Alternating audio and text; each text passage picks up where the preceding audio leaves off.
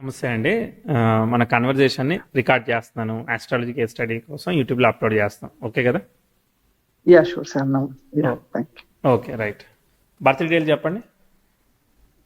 Yeah, April మ్మ్. 20, 1998, 1:45 p.m. ఏ ఊర్లో పుట్టారు?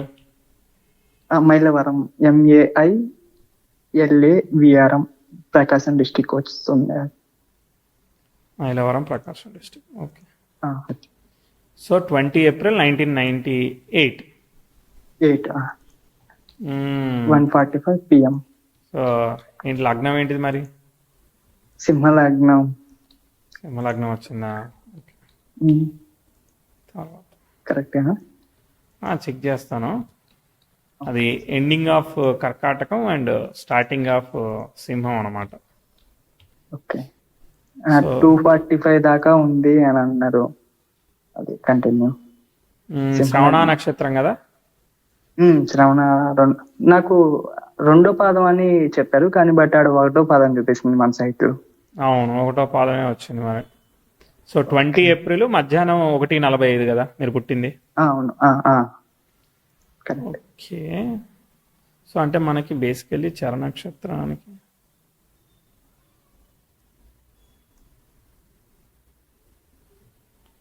ఓకే ఓకే 8 అంటే మనము సో 1:45 ఎవరు ఎట్లా నోట్ చేసి అంటారు మీరు? అది నేను ఇంట్లోనే బర్త్ అయ్యాను. మేబీ అప్రాక్సిమేట్ 2 or 3 minutes ఉండవచ్చు. ఓకే, హాస్పిటల్ ఏం కాదు. సరే. సింహలగ్నం వేస్తే మనకి సెట్ అయిపోద్దిలే. సింహలగ్నానికే కరెక్ట్గా వస్తుంది. మనం 151 అలా తీసుకున్నాం అనుకో, సూపర్గా సెట్ అయింది. ఓకే. అంటే మనకి స్థిర లగ్నము విత్ ద కాంబినేషన్ ఆఫ్ చంద్ర నక్షత్రం బాగా సెట్ అవుతుంది. చెప్పాలి, ఏం చేస్తున్నారు మీరు ఇప్పుడు? నేను IT ఎంప్లాయీని. ఐటీ అంటే సాఫ్ట్వేర్. అది ఏం సాఫ్ట్వేర్ అది? అది జావా డెవలపర్, బ్యాంకింగ్ డొమైన్ ప్రస్తుతానికి. Okay, very good. ఇది ఎప్పుడు స్టార్ట్ అయింది కెరియర్? నాకు 2019 డిసెంబర్లో నాకు ఆఫర్ లెటర్ వచ్చింది. నేను జూన్ లో జాయిన్ అయ్యాను. బాగానే కష్టపడ్డారు మీరు. అంత ఈజీగా లేదు మీ జాబ్ స్టార్టింగ్ డేటా పాయింట్. చాలా హార్డ్ వర్క్ చేసినట్టు. ఓకే ఓకే, సరే. ఇప్పుడు ఏం కావాలైతే? ఇది కెరీర్ ఎలాగుండిద్ది, నాకు ఏంటంటే చిన్నప్పటి నుంచి సిటీ కల్చర్ అంత ఎక్స్పోజర్ లేదు. సో నేను విలేజ్ లోనే ఏదైనా స్టార్ట్ చేసుకోవచ్చా, అంటే ఏ టైంలో స్టార్ట్ చేసుకోవచ్చు, అది ఒకటి. సిటీ కల్చర్ అంటే పొదుగులు ఇంట్లో ఉంటాం.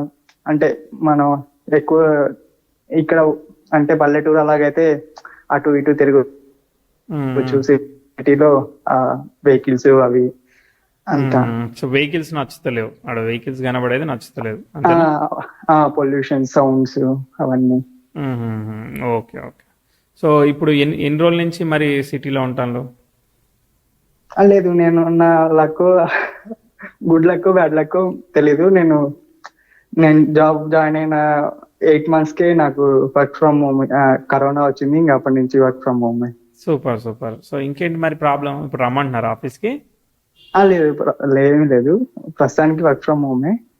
బట్ అంటే ఒక కొంత టైం దాకా చేసి ఇంకా క్విట్ అయిపోదాం అని. ఇంకేంటి ఇప్పుడు సిటీలో జాబ్ ఉంది, వర్క్ ఫ్రమ్ హోమ్, ఇంట్లో విలేజ్ లోనే ఉంటున్నారు, ఇంకేం బాధ చేయడానికి? ఇది పర్మనెంట్ ఏం కాదు. ప్రస్తుతానికి ఓడిసి లేదు మాది, అందువలన ఎక్సెప్షనల్ కేసు కింద వర్క్ ఫ్రమ్ హోమ్ ఇది. ఓడిసి అంటే నాకు అర్థం కాలేదు యాక్చువల్లీ. అంటే ఆ క్లయింట్ కి సపరేట్ గా ఒక బిల్డింగ్ లాంటిది లేదు. మళ్ళీ అర్థం కాలేదు, మళ్ళీ చెప్పరా? అంటే ఆ క్లయింట్ కి మనకి అంటే కొన్ని బ్యాంకింగ్ ప్రాజెక్ట్స్ కొన్ని ఇంటర్నల్ గా అక్కడే ఆఫీస్ లో ఉండి చేయాల్సి వస్తుంది. ఇది మనం క్లయింట్ కి అబ్జెక్షన్ లేదు, అంతే కదా? అక్కడ ఆ ప్లేస్ లో వాళ్ళకి సపరేట్ రూమ్ అలా లేదు అంటే. ఓకే, సరే, అర్థమైంది. సో మనకైతే పర్మిషన్ ఉన్నది వర్క్ ఫ్రమ్ హోమ్ చేసుకోవడానికి ప్రస్తుతానికి. ఓకే, సో అందుకని అట్లా డిసైడ్ చేసుకుంటున్నాను. ఓకే, సరే. అండ్ 3 క్వశ్చన్స్ అడుగుదాం అనుకుంటున్నాను. అడగండి కంటిన్యూ. రెండోది, నేను 2020లో అలాగా స్పెక్యులేషన్ మార్కెట్ లోకి వచ్చాను. సో ఇప్పుడు అంటే బుల్ మార్కెట్ బాగానే ఉంది, అంటే ఎన్నాళ్ళ వరకు నేను దాంట్లో ఉండగలను? Next question. Okay, next question, marriage life ఎలా ఉండిద్ది అంటే ఎప్పుడు? పెళ్ళయిందా మరి? లేదు, ఇంకా లేదు, మ్యాచెస్ వస్తున్నారు. సో పెళ్లి ఎప్పుడు అవుద్ది కదా క్వశ్చన్, మ్యారిటల్ లైఫ్ అంటే. పెళ్లి అయితే మ్యారిటల్ లైఫ్ ఎలా ఉందని అడగాలి, పెళ్లి కాకపోతేనే పెళ్లి ఎప్పుడు అవుద్దని అడగాలి. Okay, sorry. ఓకే, రైట్, సరే చూద్దాం. సో చార్ట్ ఎలా పోతా ఉందో. సో 19లో ఏదైతే ఆస్పెక్ట్ ఉందో, progressive 10th house square with natal sun జరుగుతుంది. దశమాధిపతి సప్తమంలో ఉండి పంచమాధిపతి నక్షత్రంలో ఉన్నాడు, పంచమాధిపతితో అసోసియేట్ అయి ఉన్నాడు, పవర్ఫుల్ గా ఉన్నాడు. కేతు అనేవాడు లీడ్ చేస్తున్నాడు, ఎందుకంటే పొజిషనల్ స్టాటస్ లో ఉన్న ప్లానెట్ గురువే కదా, గురువే లీడ్ చేస్తున్నాడు, సూపర్ అనమాట. ఓకే, యోగకారకుడు అనేవాడు సప్తమాన్ని లీడ్ చేశాడు. సో లీడ్ చేస్తే రాస్యాధిపతి బాగుండాలన్నమాట. రాస్యాధిపతి ఎవరు? శని అనమాట. శని అనేవాడు రాహుకేతులతో సంబంధం లేడు, అదరగొట్టేశాడు అనమాట. సో చాలా మంచి అమ్మాయి వైఫ్ గా వస్తుంది. Okay, your blessed. అయిపోయింది మ్యారేజ్ ప్రిడిక్షన్. తర్వాత ఎప్పుడు అవుతుందో తర్వాత చూద్దాం. ఫస్ట్ అయితే బాగుంది, వివాహం అయితే అద్భుతంగా ఉంది, డౌట్ ఏం లేదు. కానీ మరి ఏమన్నా స్పెషల్ రిక్వైర్మెంట్ ఉందా? దేవలోక కన్య రావాలి అట్లాంటివి ఉన్నాయా మరి? సప్తమ శుక్రుడు కాబట్టి అట్లాంటివి కూడా ఉన్నాయి, లిస్ట్ ఉందా? ఓకే, జస్ట్ పీస్ఫుల్ గా ఉంటే చాలు అంతే. ఓకే, ఆమె పీస్ఫుల్ గా ఉండాలా, మిమ్మల్ని పీస్ఫుల్ గా ఉంచాలా? ఇద్దరు పీస్ఫుల్ గా ఉండాలి. ఓకే, ఉంటుందిలే, పీస్ఫుల్ గా ఉంటది, పీస్ఫుల్ గా ఉంచుతుంది. తర్వాత నెక్స్ట్, చంద్రుడు శని ఫాలో అవుతున్నాడు, గురువు శని ఫాలో అవుతున్నాడు. శని డిబిలిటేట్ అయినా కుజుడు ఓవర్ రైడ్ చేస్తున్నాడు, బాగుంది. So very good. తర్వాత రాహు లగ్నం మీద ఉన్నాడు, శుక్రుడు సప్తమంలో ఉన్నాడు, గుడ్. తర్వాత బుధుడు శని నక్షత్రంలో ఉన్నాడు, రవికి వెనకాల ఉన్నాడు, డిస్టర్బ్ కాలే. అరే బాగుంది కదా chart. So chart is decent అనమాట. యాక్చువల్లీ డీసెంట్ అంటే లైఫ్ కూడా డీసెంట్ గానే ఉంటది. ఓకే, నెక్స్ట్, రవి శనులు క్లోజ్ అసోసియేషన్ లో ఉన్నారు. సో రవి ఎగ్జాల్ట్ అయ్యాడు, కుజుడే లీడ్ చేస్తున్నాడు సైన్ ని. ఓకే, కుజుడు కేతు స్టార్ లో ఉన్నాడు, కేతు సప్తమంలో ఉన్నాడు. ఓకే, పర్వాలేదు, బాగానే ఉందిలే, మంచిగా ఉంది చార్ట్. టైం ఎట్లా పోతా ఉందో చూద్దాం. సో టైం అయితే మాత్రం 2019కి శనిభుక్తి, అంటే 2021 వరకు కూడా శనిభుక్తి జరిగింది. సో 10th 2019లో కదా ఉద్యోగం వచ్చింది. అవును, డిసెంబర్ లో ఓకే, దానికన్నా ముందు 1-2 ప్రిడిక్షన్ చెప్తానే. సో అంత ముందు చూడండి, దానికన్నా ముందు actually 10th house train Uranus జరిగింది. మీకు ఆ ప్రోగ్రామింగ్ ఏవైతే ఉన్నాయో అవి చూడండి. 2015, 2016, 17లో నాలెడ్జ్ చాలా స్పీడ్ గా ప్రోగ్రెస్ అవుద్ది అనమాట. ఓకే, అది బాగా పనిచేస్తుంది. మంచి, అంతకుముందు కూడా చార్ట్ చాలా మంచిగా డీసెంట్ గా ట్రావెల్ చేసింది యాక్చువల్లీ. అవును, 2015లో నేను inter second year. First year అయితే నేను సబ్జెక్ట్స్ పోతాయి అనుకున్నాను, బట్ సెకండ్ ఇయర్ చాలా, అంటే 10th దాకా Telugu medium, inter English medium వచ్చరికి సడన్ గా. సో ఫస్ట్ ఇయర్ లో కొంచెం డిమోటివేట్ అయినట్టుంది, కానీ సెకండ్ ఇయర్ లేదు, మనం కూడా చదవగలం అనిపించింది. మార్క్స్ వైజ్ గా కూడా మీకు వన్ ఆఫ్ ద చిన్నప్పట్లో పెద్ద టఫెస్ట్ ఆస్పెక్ట్ అంటే ఒకటి 2007లో వచ్చింది. కుజదశ జరుగుతా ఉంది, రాహుభుక్తి జరుగుతా ఉన్నది. ఓకేనా? సో 2007, 2008 ఇవి ఇక్కడి నుంచి ఒక 2 ఏళ్ల పాటు ఇవి టఫెస్ట్ ఆస్పెక్ట్స్. దీని తర్వాత 2009 తర్వాత 2010 దగ్గర నుంచి మీకు ఇక చార్ట్ రేజ్ అయిపోయింది, ప్రాబ్లమ్స్ ఓవర్కమ్ అయిపోయింది. అక్కడి నుంచి చదువు కానీ ఏదైనా కానీ స్టెప్ బై స్టెప్ పైకి పోతాయి అనమాట చార్ట్. అర్థమైందా? 2007 నుంచి 2009 మధ్యలో ప్రాబ్లమ్స్ ఉన్నాయి అనమాట. ఫ్యామిలీ ప్రాబ్లము, ఫ్యామిలీ హెల్త్, అవన్నీ ఎట్లున్నాయి అక్కడ? చదువు నాకు ఎగ్జాక్ట్ గుర్తులేదు. 2007 నుంచి 2013 మధ్యలో ఒకసారి నేను బావిలో పడిపోయి ఆల్మోస్ట్ అయిపోయాను అనుకున్నాను, బట్ సంతోషం, బయటకు వచ్చేసారు కదా. తర్వాత వచ్చేసి దాని తర్వాత చార్ట్ మంచిగా డీసెంట్ గా మూవ్ అవుతుంది కాబట్టి అన్ని ఏంటిది సిస్టమేటిక్ గా మంచిగా జరుగుతుంది. చదువు అంతా కూడా స్టెప్ బై స్టెప్ చదువు కానీ, ఇంట్లో ఉన్న కుటుంబ ఆర్థిక పరిస్థితులు కానీ మంచిగానే మూవ్ అవుతాయి. మీకు ఇబ్బందికరమైన ఆస్పెక్ట్ మళ్ళీ చెప్తాను, వచ్చేంత వరకు చార్ట్ మంచిగా మూవ్ అవుద్ది. ఓకే, 2018 వరకు మూవ్ అయింది. ఏదైతే 19 వచ్చిందో ఇక కష్టాలు స్టార్ట్ అయినాయి. ఓకేనా? ఓకే, సో 2019, 20, 21 వరకు చార్ట్ అనుకున్న డైరెక్షన్ లో మూవ్ అవ్వలేదు. ఓకేనా? సో మూవ్ అవ్వలేదు అని అంటే మనం వెళుతున్న ఎక్స్పీరియన్స్ కానీ, మనం సంపాదించిన డబ్బు కానీ ఏవైనా కానీ రైట్ డైరెక్షన్ లో యూటిలైజ్ అవ్వట్లేదని చెప్తా. సో డబ్బులు ఏమైనా అవును, పోగొట్టుకున్నారా నేను స్టాక్స్ లో? మరి స్టాక్స్ అన్నారు కాబట్టి లేదు లేదు, లేదంటే నేను 20 నుంచి స్టార్ట్ అయ్యాను. సో నేను 20 దాకా ఇంట్లో ఇచ్చాను డబ్బులు. సో అవి ఎందుకు ఖర్చు అవుతున్నాయో కూడా తెలియదు, అలాగా అయిపోయినాయి. అంటే అయిపోయినాయి. ప్రాపర్ ఇన్వెస్ట్మెంట్ కాదు అనిపించింది నాకు. ఆ, అవును. సో అక్కడ అక్కడ దాదాపు 21 వరకు కూడా డెసిషన్ మేకింగ్ కానీ ఎఫర్ట్ కానీ అది రైట్ డైరెక్షన్లో మూవ్ అవ్వలేదు. 21 తర్వాత చార్ట్ బయటకు వచ్చింది, కొత్తగా సెల్ఫ్ ఎఫర్ట్స్ తీసుకుంటూ మూవ్ అవుతుంది అనమాట. ఓకేనా? సో అవును. కానీ 21లో నేను కంపెనీ కూడా చేంజ్ అయినట్టు బాగానే ఉంది. 21, 22 బాగానే వెళ్ళినాయి. ఓకేనా? తర్వాత 23, 24 కూడా బాగానే వెళ్ళినాయి, చాలా చక్కగా వెళ్ళింది. ఓకేనా? తర్వాత 25 క్యాలెండర్ ఇయర్కి progressive 10,000 మార్క్స్ని consign progressive marks net 10,000ని consign చేయబోతా ఉంది. సో స్టాక్స్లో కనుక ఉంటే డబ్బులన్నీ వైప్ అవుతాయి. ఇప్పుడు ఆల్రెడీ అవుతున్నాయి లాస్ట్ 2 days నుంచి. 2 days అంటే ఇప్పుడు మార్కెట్ అగ్రెసివ్ ఫాల్ లో ఉంది కాబట్టి అవుతా ఉంది. మీరు కనుక హెడ్జింగ్ చేసుకొని ప్రాపర్ గా ప్రొటెక్ట్ చేసుకోలేదంటే మొత్తం ఊడ్చేస్తుంది 5-6 నెలల్లో. ఓకే, అంటే ఎగ్జిట్ అయిపోవడం బెటర్. హ్యాపీ దీవాలి ఉంటది కదా రజనీకాంత్ డైలాగ్ షార్ట్లీ. సో ఇంకో 5-6 నెలల్లో అంత హ్యాపీ దీవాలి సెలబ్రేట్ చేసుకోవచ్చు అనమాట. ఎందుకంటే ప్రోగ్రెసివ్ మార్క్స్ 10,000 కంజైండ్ అవుతున్నాడు. ఎగ్జామ్ రాస్తే అనుకున్న మార్కులు రావు, స్టాక్ లో డబ్బులు ఉంటే సడన్ గా పోగొట్టుకుంటారు, అగ్రెసివ్నెస్ గ్రీడ్నెస్ ఎక్స్ట్రీమ్ లెవెల్కి వెళ్ళిపోతా ఉంటది. ఇటు డబ్బులు పోకపోతే ఒకసారి ఫ్యామిలీ హెల్త్, లేదంటే ఒకసారి ఇంకా వర్క్ లో అబ్స్టకల్స్, ఇలా ఏదైనా కానీ ఎక్స్పెక్టేషన్స్ ని హట్ చేసే అవకాశం ఉంటుంది. కాబట్టి preventive of family health checkup, అలానే preserving of money, securing the మనీని ఖచ్చితంగా చెప్తాను. ఓకే? తర్వాత ఎందుకనంటే మీరు ఎంటర్ అయిన టైంలో కూడా ప్రోగ్రెసివ్ మెర్క్యూరీ సాటర్న్ తో కంజైన్ అయ్యాడు, అప్పుడేమో డబ్బులు ఫ్యామిలీకి ఇచ్చేసాం. ఈసారి మార్కెట్ కి ఇవ్వకుండా ఉండడానికి చూడాలి. ఓకే? ముందుకు చూద్దాం, ముందుకు వెళ్దాం. చార్ట్ లిఫ్ట్ అవుతుందిలే, చార్ట్ లిఫ్ట్ అయినప్పుడు మళ్ళీ చెప్తా. అప్పటిదాకా కూడా సెల్ఫ్ ఎఫర్ట్. ఓకే, ఇప్పుడు ఒకవేళ పోగొట్టుకున్నామండి నిజంగా మొత్తం అయిపోయినాయి అని అంటే తర్వాత ఇక 5-6 ఏళ్ళు కష్టపడి తీర్చుకోవడానికే టైం సరిపోద్ది అనమాట. ఓకేనా? సో చార్ట్ మళ్ళీ లిఫ్ట్ వచ్చేంత వరకు అంతే అనమాట. ఇక అక్కడ దాకా సెల్ఫ్ ఎఫర్ట్. ఓకే? సో మళ్ళీ ఈ చార్ట్ 2032, 33లో రేజ్ అవుతుంది. అర్థమైందా? అంటే ఏంటంటే కెరియర్ ఫ్లో అనేది మొన్నటి దాకా అంటే లాస్ట్ ఇయర్ కొంచెం వర్క్ లో ఇంప్రూవ్మెంట్ 24లో అట్లా వచ్చిందా? 24 కంపెనీ మారారు అన్నారు కదా మీరు, 23లో అట్లా అక్కడ 21లో మారారు. ఇప్పుడు మరి 24లో మళ్ళీ మారారా? ఏమన్నా ప్రోగ్రెస్ వచ్చిందా? లేదు, నేను దీంట్లోనే ఇంకా ఈ వర్క్ ఇక్కడ పెంచారా మరి? సాలరీ ఏమన్నా కానీ, ప్రొఫైల్ కానీ, రోల్ కానీ ఏమన్నా పెరిగిందా? అంటే రెస్పాన్సిబిలిటీస్ పెరిగినాయి, బట్ రోల్ కానీ పేమెంట్ కానీ ఏమీ లేదు. ఓకే ఓకే, సరే సరే సరే, పనికి వస్తుందిలే, ఎక్కడికి పోదు.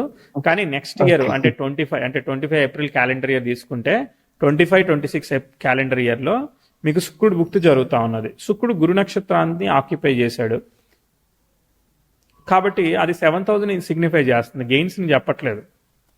మామూలుగా మనం వర్క్ మామూలుగా చేసుకుంటా ఉంటే స్మూత్ గా పోతుంది, లేదని కాంప్లికేట్ చేస్తే అది కాంప్లికేటెడ్ గా బిహేవ్ చేస్తుంది. అర్థమైందా? కాబట్టి శుక్ర నక్షత్రాన్ని ఆక్యుపై చేసిన ఏకైక గ్రహం రాహు అనమాట, లగ్నం మీద ఉన్నాడు. Okay? So it is trying to produce the important results అనమాట. ఓకే? సో శుక్రుడు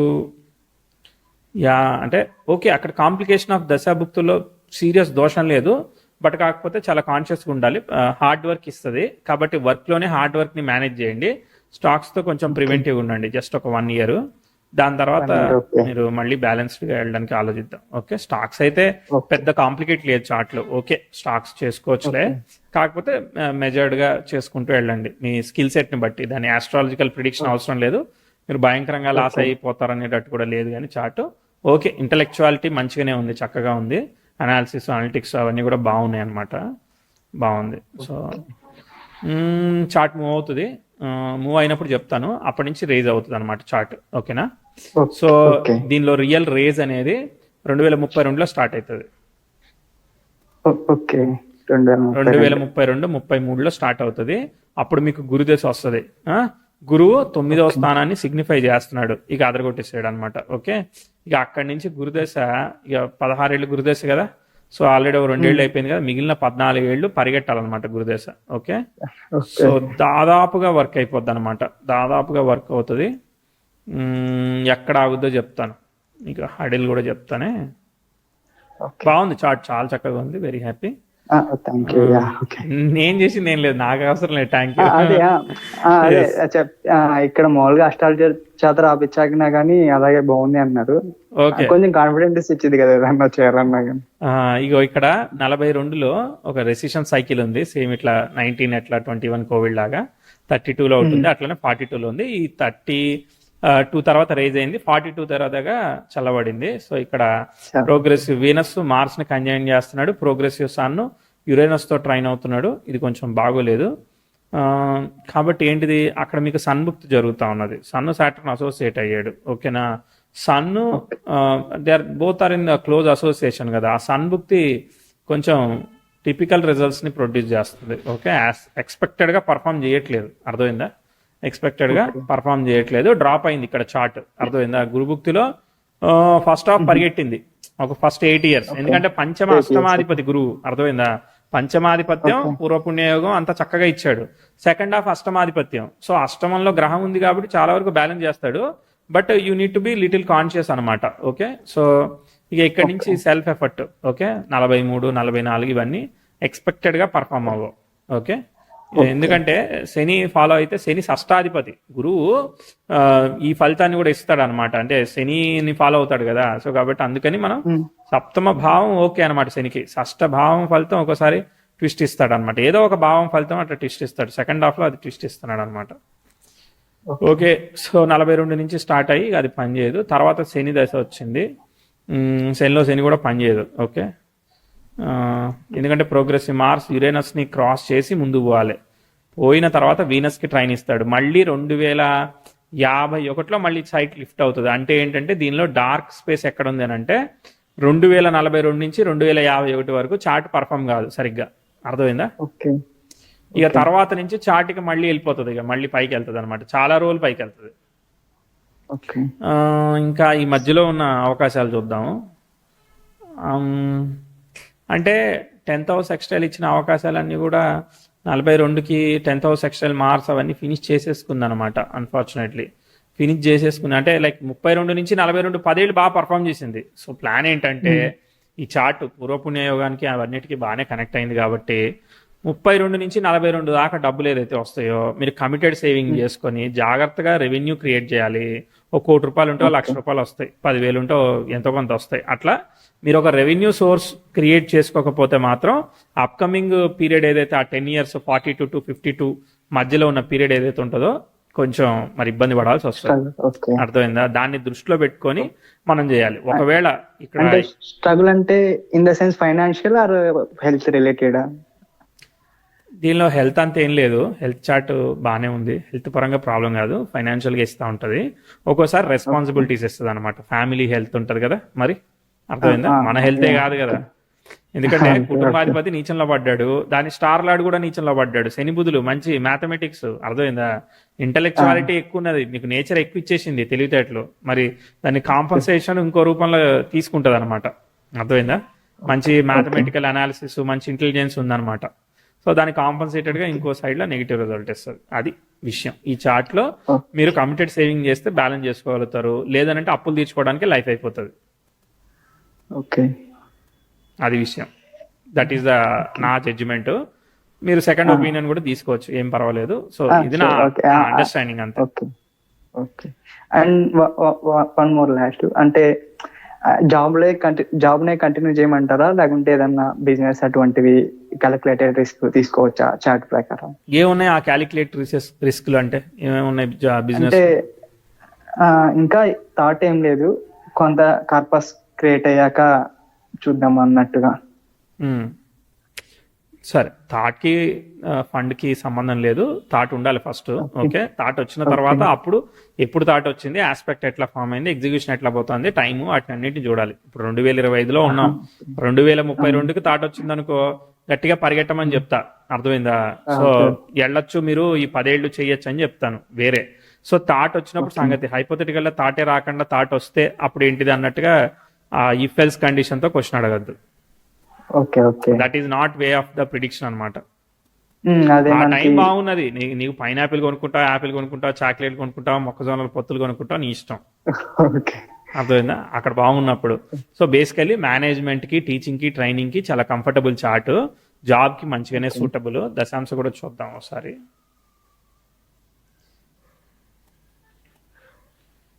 దశాంశ సింహ లగ్నం అయింది. లగ్నాధిపతి లాభంలో కీర్తితో పాటు కలిసి ఉన్నాడు. దశమాధిపతిను పంచమాధిపతి కలిసి ద్వితీయంలో ఉన్నాడు.